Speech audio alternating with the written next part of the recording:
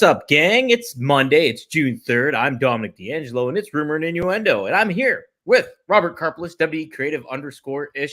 Robert, what a Monday. Holy smokes. June's here. I love it, man. I love it. We got to start with the biggest elephant in the room, guys. Yesterday, June 2nd, was Mr. Dominic D'Angelo's birthday. That's right. A fact that I was completely unaware of, because at no point in time did Dom on our Friday show, we're talking about coming up to the weekend, say, hey, by the way, it's going to be my birthday. No mention of it whatsoever. I didn't go on the Facebook gimmick yesterday. And as I mentioned on Friday, was dealing with some folks in my house who were sick. I was being in doctor mode, and then I come on this morning on the Facebook, and I see a post from Dom saying like, "Hey, thanks everyone who made my birthday feel so special." And neither me nor anybody from the Working Stiff group had any clue. Scott's out working. Dan's Facebook, this is legit, was co-opted several months ago by like Mongolians or some Asian group has taken over his group, his thing. They've hacked him, so he can't get on Facebook. None of us had any clue. So this is a very belated and very important happy birthday to you, Mr. Dominic D'Angelo. Thank you, Robert. Geez, I'm happy to discuss wrestling with you on what a birthday week. I celebrate birthday weeks. Heck, sometimes I'll go birthday month. Why not? You know? Are you drinking Prime? Yes, I am. Is that healthy at your age? I hope so. It's like Insure, right? I think I should be okay. Yeah, I guess it's you're like Insure. We'll say hi to some of the folks joining us here live in the chat.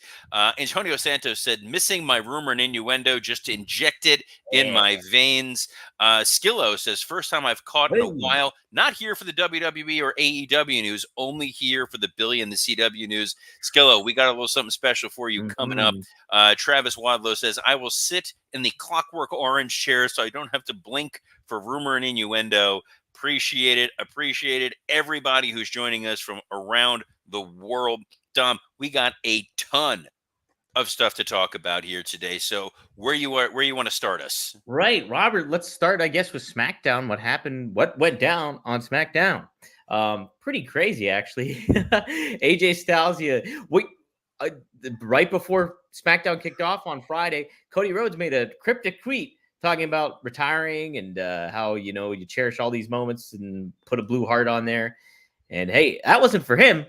That was for AJ Styles, who came out in a baby blue sports coat and teased that he was ending his career, missing moments with his son and all this stuff. And very sentimental moment.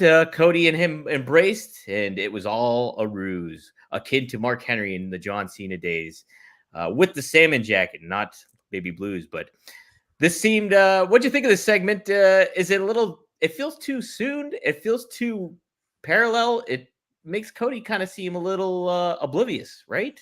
Or wrong? On the one hand, yes, this was all the Mark Henry vibes.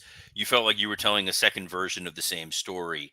The way in which they got there, to their credit, was unique. This notion that AJ Styles failed to win at Backlash in what was probably one of the best matches of his career. He's come out and said as much, hey, this is one of the best matches I've ever had. And Nick Aldis, who said, I just can't give you a rematch. You're going to the back of the line. And that legitimate feeling when you are an athlete and you're reaching a certain degree of your career, certain age, as you know, as an aging man, yes. That, do I really want to have to start from square one and climb the ladder? And it would make sense to some instance of, you know what, I'm just going to hang up the boots and I'm going to retire. So the story about wanting to, being at his kid's graduation and spending time at home and goodbye to the business, it felt genuine. It felt earned. Yes, we all kind of saw where this was going. We had talked about on Friday, who did we think Cody's next opponent was going to be? And I said an AJ Styles rematch would make sense. It's just, how are you getting there? Is it what we've seen before? Sure. But the other key thing to remember, Mark Henry is still very much now a free agent. You can bring him in as a talking head to address this head on and say, you stole from my playbook. And AJ Styles saying, look, I'm a student of the game. I'm going to do whatever it takes to get what I want. And it also remarried him to Gallows and Anderson, which is something I've talked about before. That you need the muscle, you need a stable, you need some heavies. As repetitive as it did feel in some regard, I liked it. Yeah, and I think it speaks to your point about how like you mentioned AJ could be his opponent again for this, and without missing a beat, I was like, yeah, I think that would be great, and like that speaks to the talent of AJ, and like putting him in a prominent role like this. He can be pretty Teflon in a lot of ways in certain aspects. I mean, sure, some of the aspects of his past feuds and stuff like that haven't been super notable, but it's just like he's a star. He's a bona fide star, and putting him in this role, it's kind of neat. It is kind of neat. It's like, yeah, a little on the nose with the jacket and with the that kind of stuff, but it is still a pretty cool nostalgic homage to what Mark Henry did. And you can, like you just said, he's a free agent. You can bring him in and get him involved in this situation like pretty easily, and in a fun way too, where he could be on Cody's side with this whole thing too. So It'll be yeah. cool to see where it goes, but at the very least, it's a fun story. You think Some Cody people, looks to play out of all this though? Like, as I was going to say, like I think part of it is Cody is earnest sometimes to a fault, mhm, and the attack after will be met appropriately. yeah, So yeah, I think we'll get there. I think it'll be fine. I think the big takeaway from SmackDown on mhm. the whole, what a watchable 2 hours of television that is.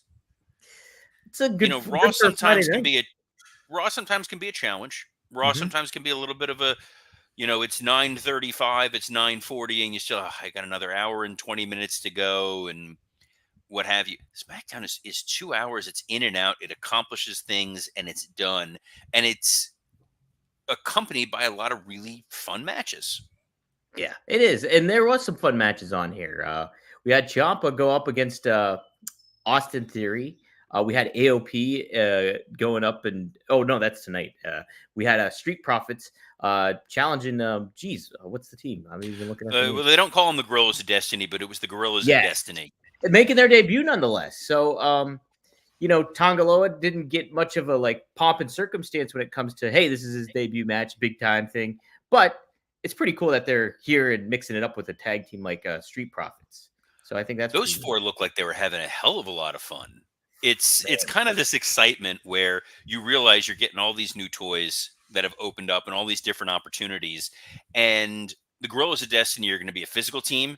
So is the Street Profits. Gorillas of Destiny are going to be able to do some unique tag moves. So the Street Profits. You're getting that real fun vibe of, oh, this could be one of these kind of Rockers Heart Foundation kind of things where you just let these guys mix it up over and over again, and it's good. What was really fun was the Heyman promo with Kevin Owens right Yeah. before this match.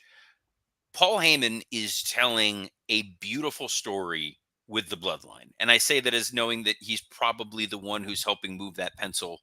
He's working with Roman. He's probably working in some degree with The Rock and Brian, and obviously the rest of the creative team. But the notion that the actions of this version of the bloodline, what we're seeing Solo Sikoa and the Gorillas of Destiny do, is a completely different feel than what the bloodline of the past did. That the violence they did to Kevin Owens, amongst everyone else, was calculated. It was for a singular purpose of winning the Universal title. What Solo is doing, it feels random, it feels dangerous, it feels scary. And it was so much so that it was Heyman telling Kevin Owens, like, I can't control these guys. You have kids. I've met your kids. I'm a dad. I don't want to see something truly remarkably terrible happen to you. And I like that nuance. I like this idea of, the monster has slipped from my grasp. I can't control him. Save yourself. Right. There's with Roman, sure there was corruption and manipulation and all that stuff, but there was some sort of structure and reliability in him in certain ways where this is just pure unpredictableness and you have Solo Sikoa just like, a bull in a china shop kind of thing. So it's fun. It's a really neat turn to take it. It opens up possibilities of, the Usos and Roman Reigns and all that stuff. What's going to happen? How is this all going to come together? Is it going to be, really a, a civil war between the Bloodline family members and stuff like that. So, Well, they keep teasing who is the one that's in control. mhm. There's a lot of vague pronouns, as Jim Ross would say, and what a big weekend for Jim Ross. But Yes, Jr. would always say, like, I'm a pronoun boy. So this idea of, oh, I talk to him. Well, is him Roman Reigns? Is him Paul Heyman pretending to not be in control? Is him Dwayne the Rock Johnson? Is him yeah. another entity entirely? Is Geez, it I didn't even think of Vince? The Rock. Is it Vince? It's not Vince. Maybe not Vince Vince. has got his hands full at the moment. Maybe not Vince. He might be a little preoccupied, but we're not preoccupied because we got a hell of a lot more to talk about here, Dom. So where are we pivoting next on this run sheet? Yeah, let's preview a little bit of Monday Night Raw here. We have Liv Morgan scheduled to appear after the new World's Women's Champion after she planned to smooch on Dominic Mysterio. Can we not What do you not say smooch? smooch? Kisses, sweet kisses. Bro, What? yeah. So they gotta do a make good. They gotta Yes, fix what happened last week on Raw, because as an East Coaster myself, Raw got cut off at the end, so I did not see how it was supposed to have concluded, which was Liv Morgan and Dom kissing. big The second storyline moment. the second best Dom in wrestling. Huge Oh, story moment that we missed. And mhm. I put that on the WWE production team. They should have known to get that out of the ring quicker and get that kiss. You get it on the air.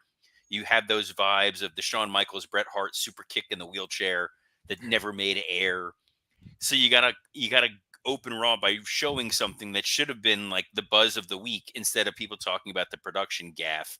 And now it's, well, Liv kissed Dom. Was this the plan all along? Did Dom like the kiss? Was Dom upset about it? Where does this lie with the rest of Judgment Day? Stories, Dom. We're making movies, pal. And yeah, I know you've been critical of Raw, but I kind of, and I'll be honest too. When I go back and watch, I haven't watched it live in time. I will tonight, but when I just am able to kind of skip through a little bit and watch big moments and the matches and watch, it's a really fun show. I think from a storyline perspective, what you're saying too is they were channeling all these things going on with the bloodline and not bloodline with the Judgment Day and Liv, and then it all ties together at the end with Becky leaving and everything.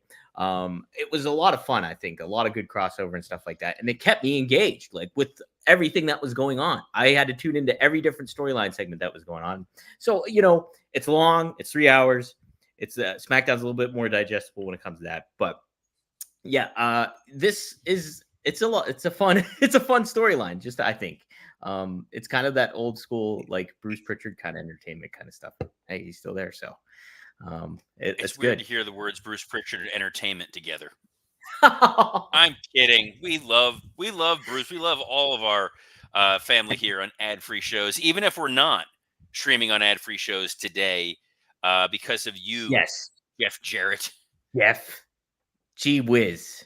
I mean, it's Hey, Dom's birthday week, and you my do birthday. this, and My not only birthday. does he do this, he does this with your no good stinking brother. That's right. Hey, we got Damian Priest taking on Rey Mysterio. That's quite a headline match, and we're talking about like how you were saying how Rey would be a good person to take the belt off Damian and then move it over to Take Drew. the what? Take the title. Is that Take right? the title. Hmm. So Rey Mysterio is someone on Working Stiff. Plug for the other podcast we do. We were talking about, like, what do we do with Gunther this summer? And I said marrying Gunther to Rey Mysterio is Oh, interesting that's because Gunther needs to look like a strong heel going into SummerSlam. And if he's just dominant and he's an ass kicker, why am I booing him? He's a mhm. guy that I like. But if you're going after somebody that we all love, if you're going after Rey, it's a tried and true storyline. It's one they've done with Mark Henry. So we're just doing all the Mark Henry greatest hits, which I enjoy. You look back and you go, man, Mark Henry did have a pretty good career, give or take a hand. Yes. But anyway, the fact that you're doing Priest and Ray is furthering this idea of they don't know what Damian Priest is. Is he a babyface? Is he a heel? Is he a tweener? Is he just a guy? because he's very much a tweener going up against Drew. And I hate that term tweener, but he's very much a tweener going up against Drew because at Clash at the Castle, that audience is going to be cheering for Drew McIntyre, or a large portion of that audience is going to be cheering for Drew McIntyre. When he goes up against Gunther, if he makes it that far, he's going to be the baby face against the heel. And when he's in there with Ray, he's 100% heel going up against the ultimate babyface underdog. So I feel like we're going to see a little bit of clarity coming out of this match tonight of how they actually view Damian Priest going forward. And I think we're going to muddy those waters in terms of he's not full heel, he's not full babyface, and it should be pretty fun. What do you think would be the best route to take with Priest, as a heel or as a babyface? What do you think would be the best route for them to utilize him in the most positive light, I guess? I think as a babyface, he's got there's some challenges with him as a babyface. Mm-hmm. His height being one of them, because when you're towering over opponents, it's very tough for you to be the sympathetic babyface. Mm-hmm. There are folks that you could turn heel, like a Braun Strowman, but do we really want to see Braun Strowman versus Damian Priest? No. No, we do not. And if you turn Priest babyface, he's a babyface under Jey Uso. He's a babyface under Sami Zayn. He's a babyface under a returning Seth Rollins. He's a babyface under a returning CM Punk. It muddies the water further for where you wind up putting Priest. As a heel, you have Gunther as this force that's out there. You have Drew that's this force that's out there. So he's kind of going to be secondary to both of them. He's in a very precarious position right now. So maybe towing the line is sort of the best option and see where the audience gravitates to. The fallout of Judgment Day is really going to tell that story. And I think too there is that intriguing thing about him. Yeah, what is he exactly? And I think he kind of fits almost that tweener role pretty well for it being what it is. It's kind of like a no man's land, but I mean, he's able to kind of make both versions of him interesting. Like, I think fans are able to connect with him through a promo standpoint, and so that's a good babyface, characteristic to have. But he can be vicious and ruthless too, and that also plays into being like and a monster. He's a bigger dude, like you just said. So it's just like he's handling it well. It will be interesting to see where they're going with it, and I'm intrigued to watch it. I'm intrigued to tune in tonight for it. So I think it's interesting. I think he's got a cadence to him when he speaks naturally that does draw an audience in. When he starts going into wrestler mode, it does become a little bit of this all rise. That's less compelling, but at least he's not NXT version of Damian Priest, which was let's go chill in the hot tub. That was always super creepy. That will always be my it's creepy. I forgot about that. Wow. No, I think that you want people to be comfortable, not creeped out, because you want to get the gal back to your room, not to your hot tub. But once you get her back there, Dom, what you want to make sure that you've got going for you is some Blue Chew. Ooh. This episode is sponsored by Blue Chew. Let's talk about sex. Guys, remember the days when you were always ready to go? Now you can increase your performance and get that extra confidence in bed. Visit BlueChew.com. Blue Chew is a unique online service that delivers the same active ingredients as Viagra, Cialis, and Levitra, but in chewable tablets and at a fraction of the cost. You can take them anytime, day or night, so you can plan ahead or be ready whenever an opportunity arises. The process is simple. Sign up at BlueChew.com, consult with one of their licensed medical providers, and once you're approved, you'll receive your prescription within days. The best part, it's all done online. No visits to the doctor's office, no awkward conversations, and no waiting in line at the pharmacy. Blue Chew tablets are made in the USA and prepared and shipped direct to your door in a discreet package. You can use it in the bedroom. You can use it in the hot tub. And as you know, guys, if you have sex in the hot tub, she can't get pregnant. Don't Google that. Blue Chew wants to help you have better sex. Discover your options at BlueChew.com. Chew it and do it. And we've got a special deal for our listeners. Try Blue Chew free when you use our promo code RUMOR at checkout. Just pay $5 shipping. That's BlueChew.com, promo code RUMOR to receive your first month free. Visit BlueChew.com for more details and important safety information. And we thank Blue Chew for sponsoring this episode of Rumor and Innuendo. Oh, yes. Thank you, Blue Chew. Hey, you spoke about Damian and NXT, hot tubs, what have you. Well, NXT, I don't think we really touched upon this last I week. don't know where you're going with this. So I'm genuinely fascinated. Was NXT is meeting up with Dynamite in the ratings. NXT had a really good return. I think it was their highest rating since the beginning of 2024 here, and it basically like was only a little bit under Dynamite. So it's kind of reflective back to 2019 whenever all this first started. I think it's pretty telling of the direction that WWE is taking, and in comparison to the direction that AEW has taken. Uh, do you think this has gotten in Tony Khan's craw at all? So Tony wants to live and die by the ratings when it helps him. Mm-hmm. You know, we saw when Jericho was the demo god, and Tony would tweet out the 18 to 49 ratings and all that. You hear about that a lot less now. NXT suffered mightily by going up against Dynamite and getting throttled in the ratings, so much so that Vince McMahon rebranded the product and then allowed them to cut a number of really talented wrestlers: Keith Lee, Karrion Kross, Adam Cole, Roderick Strong, Kyle O'Reilly, Bobby Fish. Now, NXT has been given solid ground again. They have a champion in Trick Williams that the audience responds to and likes. There's an unpredictability factor, whether it was Sean Spears showing up a couple months ago. Now you have Ethan Page showing up. You have the surprise Jordan Grace appearance. The quality of the matches have gone up. There's storylines that people can kind of ground themselves into. So it doesn't surprise me that it's finding an audience again. It's obviously unopposed. It's on a Tuesday night. There's very little over the summer that people are going to go and watch. So if you're home and it's Tuesday night, it's an easy 2 hours for you to tune into, and they generally reward their audience for watching the show. If I'm Tony and I look at the roster that I have and I look at the momentum that I'm trying to build, I would be concerned that NXT is nipping at their heels, because NXT is going to be transitioning over to the CW, where they have an even larger opportunity to build an audience. The CW is available on free television. It's a weird concept for some of you younger folks, but like if you got like the rabbit ears, you're not paying for cable. Everybody's got networked. Everybody's got CW. So the chance for those numbers to continue to grow is high, while AEW's chances of growing their audience is really going to depend more on, can Tony start telling compelling stories that people really want to see? I think the thing that he's always relied on was great matches, great matches, great matches. But like Collision was Kyle O'Reilly versus Will Ospreay. I'm sure it was an excellent match.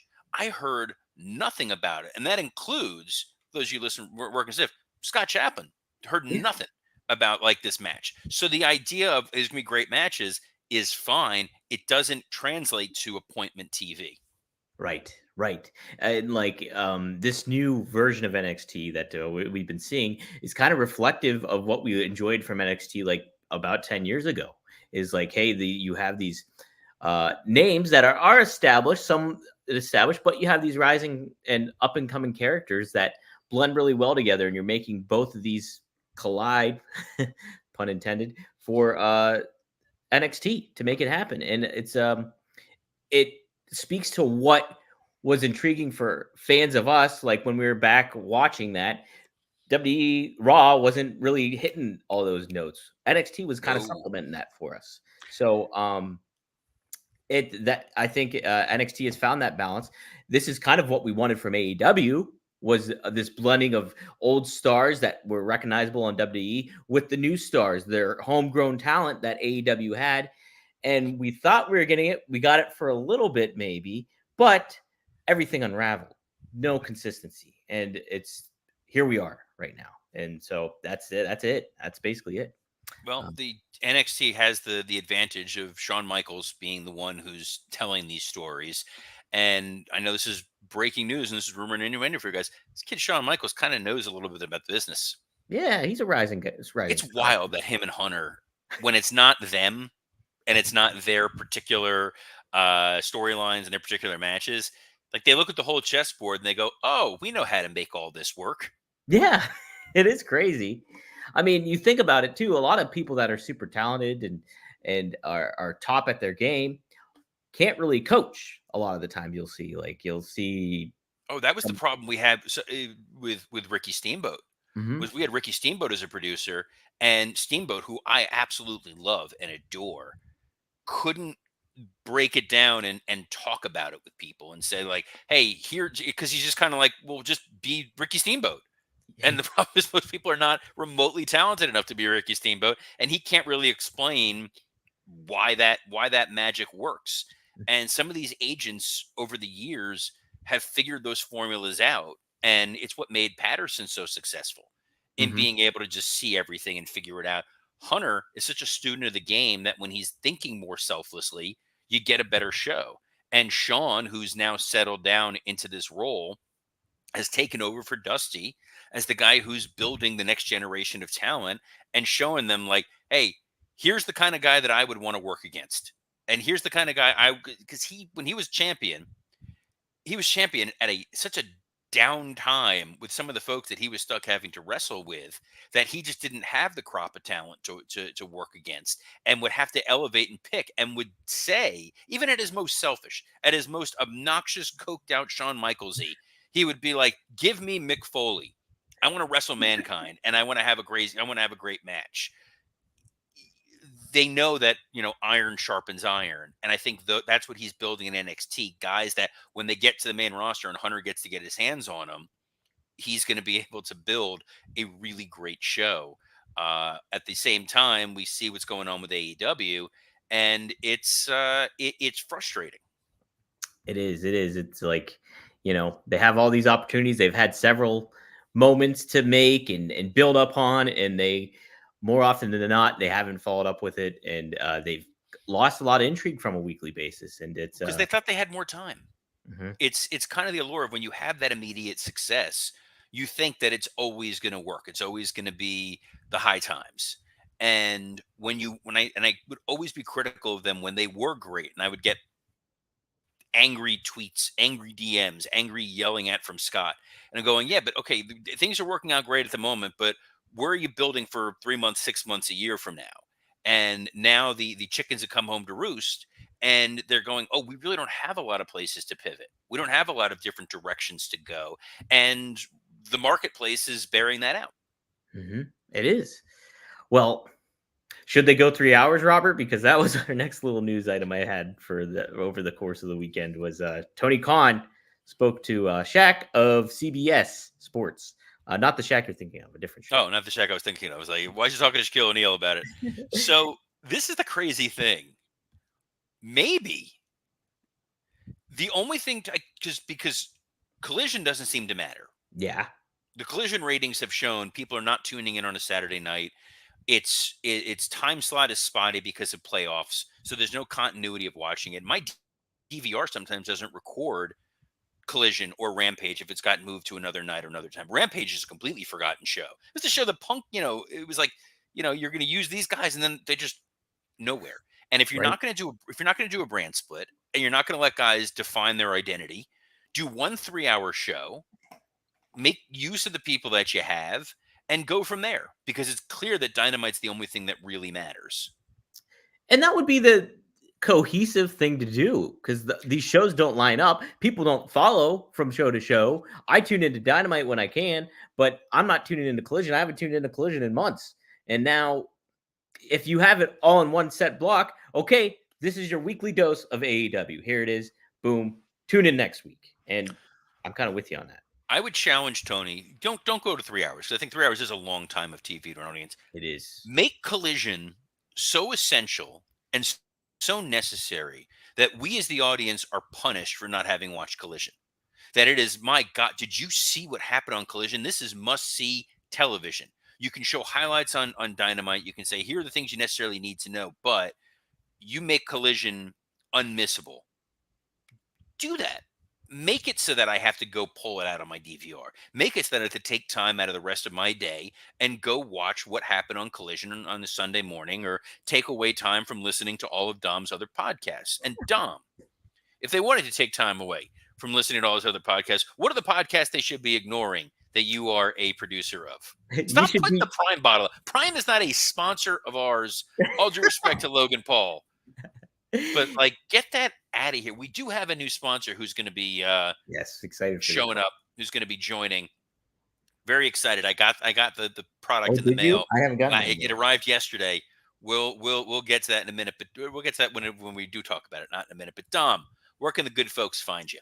Yes, you can find me at rvdtv.com. New episode of One of a Kind drops at 4:20 Eastern Standard Time today, Monday. We talk to Ben McCoy, a war veteran that lives up in Wisconsin, and get his fascinating story about being in Afghanistan and getting shot in the face, almost dying. Crazy, crazy stuff. He's a very big advocate for helping veterans out with suicide awareness. Really, really cool story. So tune into that. It's definitely a one of a kind interview on one of a kind. So rvdtv.com. You can also go to Jeez. fourhorsemanetwork.com. Check out the new episode coming up of Greg Gagne and Magnum TA Straight Talk with the Boss. We covered donning the crimson mask, blading, all that stuff. It's a fun episode. Really fun dynamic on that one. So be sure to tune into that this Tuesday coming up. And hey, I'm on a little new venture too. Check out onetruesport.com. If you want a little bit more information, go to that and take a look. I can What the explain that to you later. what the hell? All right, here's where I'm ending on this. This is Skillo who started the episode saying he wanted to hear some Billy in the CW news. If Here we you go. are Hmm.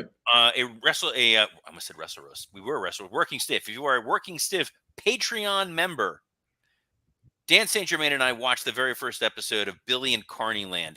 I downloaded the stupid CW app. I pulled up the episode. I watched the first episode. You will hear Dan and mine's uncensored take on the very first episode of Billy and the CW's reality show venture on the Working Stiff Patreon. That is up now. I don't know if we're going to cover a second episode. I don't know if my heart can take it, but my heart can take being here every Monday through Friday at noon Eastern on a plethora of platforms, including the WW Creative _ish X account, where I'll be live tweeting Raw tonight, as I do every Monday, as well as the Dominic D'Angelo X account, the SE Scoops X account, the Working Stiff X account, the Podcast Heat X account. Podcast Heat is who makes this show possible. As well as on YouTube on Rumor and Innuendo, Working Stiff, and when it's not clogged up by Jeff Jarrett on the Ad Free Shows Network. So, on behalf of the birthday boy himself, Mr. Dominic D'Angelo, I'm Robert Karpolis. Best of luck in your future endeavors. Thank you all for them birthday wishes.